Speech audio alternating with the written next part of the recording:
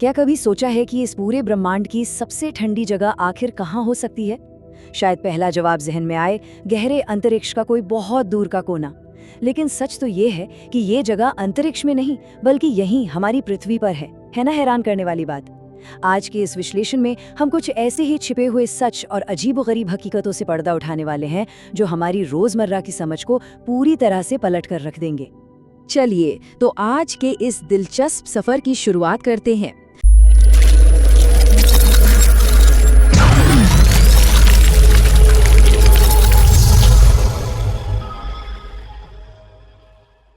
आज हम अपने आसपास मौजूद उन चीजों को गहराई से समझेंगे जिन्हें अक्सर नजरअंदाज कर दिया जाता है। विज्ञान के कुछ ऐसे राज जो बिल्कुल हमारी आंखों के सामने हैं, लेकिन फिर भी हमें दिखाई नहीं देते। ये सफर वाकई हमारी सोच की सीमाओं को चुनौती देने वाला है और ये सोचने पर मजबूर कर देगा कि जो हम सामने देखते हैं क्या वही पूरा सच है। तो आज के हमारे 3 मुख्य विषय होंगे। पहला, मानव और जैविक जाल। दूसरा, सतह के नीचे के रहस्य। और अंत में ब्रह्मांडीय विचित्रताएं और समय। चलिए बिना देरी किए शुरू करते हैं। सबसे पहले बात करते हैं मानव और जैविक जाल, यानी इंसानियत के भीतर और उसके आसपास के इकोसिस्टम की।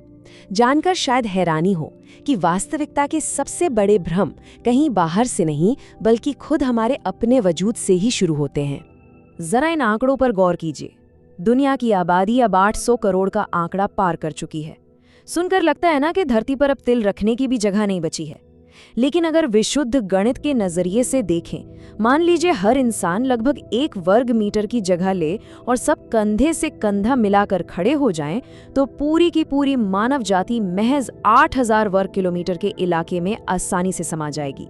ये इलाका अमेरिका के लॉस एंजलिस शहर से भी छोटा है, जबकि पृथ्वी का कुल भूमि क्षेत्रफल तो 14.8 करोड़ वर्ग किलोमीटर है।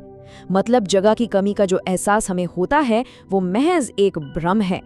और ये कहानी सिर्फ बाहर की नहीं है, इंसान के अंदर भी एक पूरी की पूरी दुनिया आबाद है।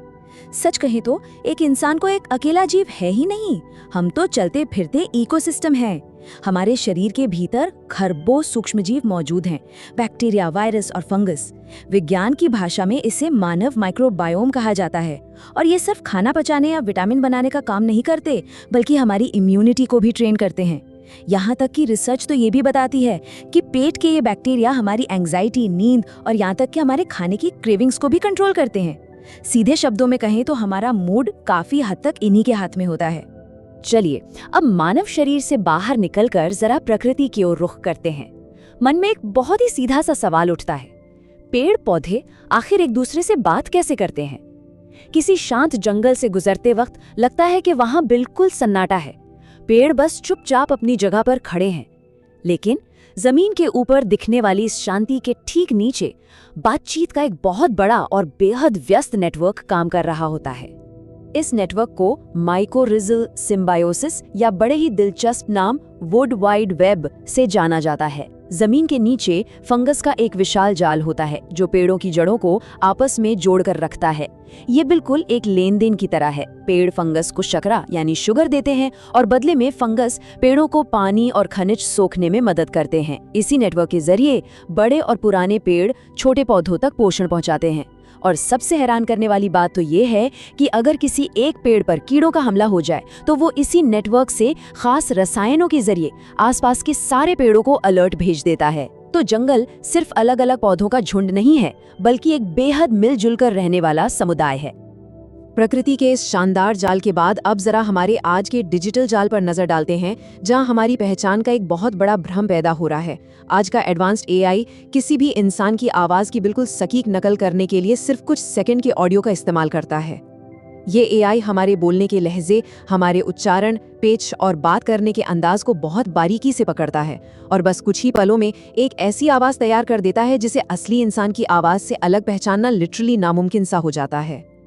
अब देखिए, इस कमाल की तकनीक के 2 बिल्कुल अलग पहलू हैं। सकारात्मक पक्ष की बात करें तो ये सच में क्रांतिकारी है। ऑडियो बुक बनाना, अलग अलग भाषाओं में झटपट अनुवाद करना और सबसे बड़ी बात, जिन मरीजों ने किसी गंभीर बीमारी के चलते अपनी आवाज खो दी है, उनकी आवाज को दोबारा वापस लाना। लेकिन दूसरी तरफ इसका एक बहुत ही खतरनाक पहलू भी है।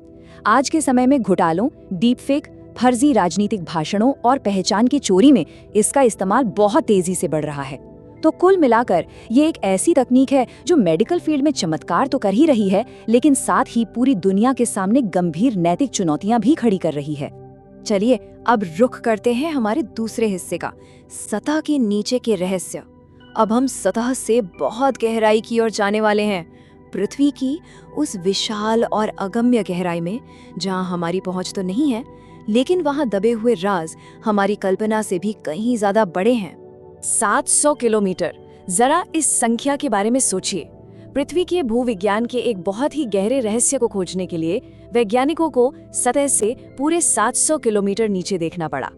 अब जाहिर है वहां तक कोई इंसान या मशीन तो जा नहीं सकती, इसलिए उन्होंने सिस्मिक यानी भूकंपीय तरंगों के विश्लेषण का सहारा लिया। और पता है वहां क्या मिला? रिंगवुडाइट। अब ये कोई ऐसी अंडरग्राउंड झील या समुंदर नहीं है जिसे हम आंखों से देख सकें, बल्कि रिंगवुडाइट एक ऐसा खनिज है, एक ऐसा मिनरल है जिसकी क्रिस्टल संरचना के अंदर पानी यानी हाइड्रोजन और ऑक्सीजन के अणु फंसे हुए हैं। रिसर्चर्स का तो यहाँ तक मानना है कि इस परत में इतना पानी हो सकता है जितना पृथ्वी के सारे महासागरों को मिलाकर भी नहीं है। अब सवाल यह है कि ये इतना महत्वपूर्ण क्यों है? क्योंकि ये खोज शायद इस रहस्य को सुलझा सकती है कि पृथ्वी की सतह पर मौजूद ये सारे महासागर आखिर आए कहाँ से। ये एक बहुत बड़ा सबूत है कि हमारी धरती के ठीक अंदर एक पूरा का पूरा छिपा हुआ जल चक्र चल रहा है। जमीन के नीचे के इन खजानों की बात हो रही है तो एक और तथ्य वाकई हैरान कर देने वाला है। पृथ्वी के केंद्र यानी कोर में इतना सारा सोना मौजूद है कि अगर उसे किसी तरह बाहर निकाल लिया जाए तो वो पृथ्वी की पूरी जमीन को एक पतली सी परत से पूरी तरह ढक सकता है ना अविश्वसनीय? असल में जब पृथ्वी बन रही थी तब लोहा, सोना और प्लैटिनम जैसी भारी धातुएं धीरे धीरे कोर की तरफ डूब गईं। आज हम जिस सोने का खनन करते हैं वो तो अरबों साल पहले एस्टेरॉइड के टकराने से सतह पर आया था। असली और सबसे बड़ा खजाना तो हमारी पहुंच से हजारों किलोमीटर नीचे सुरक्षित दफन है। तो चलिए अब आते हैं हमारे तीसरे और आखिरी हिस्से पर, ब्रह्मांडीय विचित्रताएं और समय। अब पृथ्वी की गहराइयों से सीधे अंतरिक्ष की अनंत विशालता और वहां काम करने वाले भौतिकी के सबसे अजीबोगरीब नियमों की तरफ चलते हैं। -270 डिग्री सेल्सियस बाहरी अंतरिक्ष का औसत तापमान लगभग इतना ही होता है। ये एकदम जमा देने वाली, कंपा देने वाली ठंड है। लेकिन जैसा कि हमने बिल्कुल शुरुआत में जिक्र किया था, इंसानों ने अपनी लैब्स के अंदर ब्रह्मांड की इस कड़कड़ाती ठंड को भी पीछे छोड़ दिया है। पृथ्वी पर मौजूद एडवांस्ड क्वांटम लैब्स में वैज्ञानिक लेजर कूलिंग और मैग्नेटिक ट्रैप्स का इस्तेमाल करके परमाणुओं की गति को लगभग रोक ही देते हैं। यहाँ तापमान को एब्सोल्यूट जीरो यानी परम शून्य से महज 1 डिग्री के अरबवें हिस्से तक गिरा दिया जाता है। सोचिए, इतने कम तापमान पर पदार्थ के हमारे सामान्य नियम काम करना ही बंद कर देते हैं और क्वांटम प्रभाव हावी हो जाते हैं। और इसी वजह से बोस-आइंस्टीन कंडेंसेट जैसी अजीबो-गरीब अवस्थाएं जन्म लेती हैं, जो भविष्य के सुपर फास्ट क्वांटम कंप्यूटर और सुपर कंडक्टर्स बनाने के लिए बहुत ही ज्यादा जरूरी हैं। भौतिकी के इन शानदार चमत्कारों के बाद जरा इस छोटी सी माप पर ध्यान दीजिए, 3.8 सेंटीमीटर।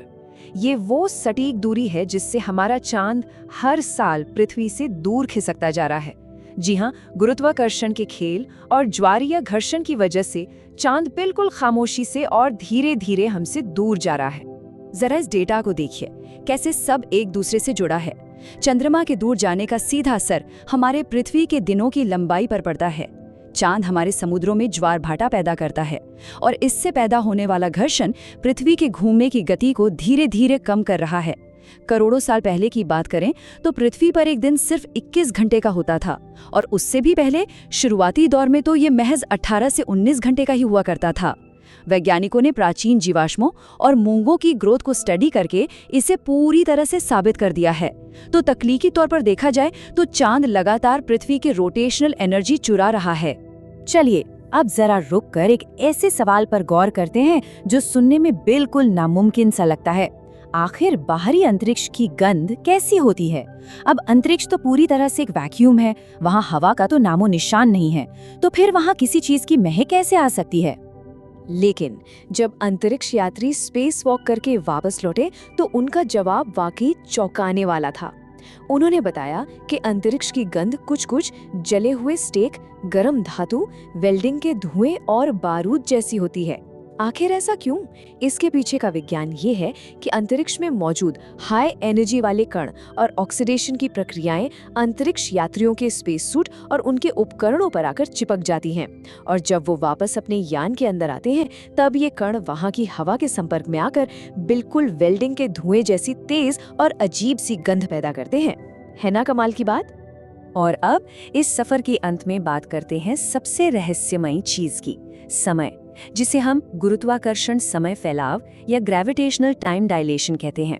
एल्बर्ट आइंस्टाइन के सापेक्षता के सिद्धांत के मुताबिक बहुत ज्यादा गुरुत्वाकर्षण समय की चाल को ही धीमा कर सकता है।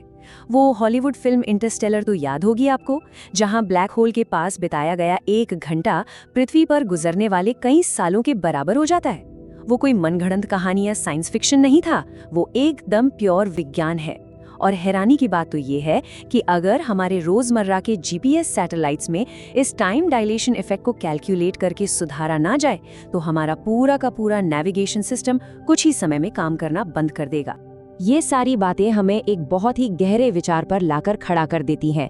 हमारे मूड को कंट्रोल करने वाले सूक्ष्म बैक्टीरिया से लेकर जमीन के नीचे पानी और सोने के छिपे हुए खजाने तक, या फिर समय को भी धीमा कर देने वाले गुरुत्वाकर्षण तक, आज हमने जो भी समझा वो ये साफ कर देता है कि हम जो देखते और महसूस करते हैं वो पूरी कहानी तो बिल्कुल नहीं है। अंत में बस एक ही सवाल जहन में आता है, यदि समय खुद मुड़ सकता है, धीमा हो सकता है, तो हमारी रोजमर्रा की जिंदगी में ऐसा और क्या-क्या है जिसे हम सच मानते हैं लेकिन वो महज एक भ्रम है? ये सोचने वाली बात है। आज के इस विश्लेषण में हमारे साथ जुड़ने के लिए बहुत बहुत धन्यवाद।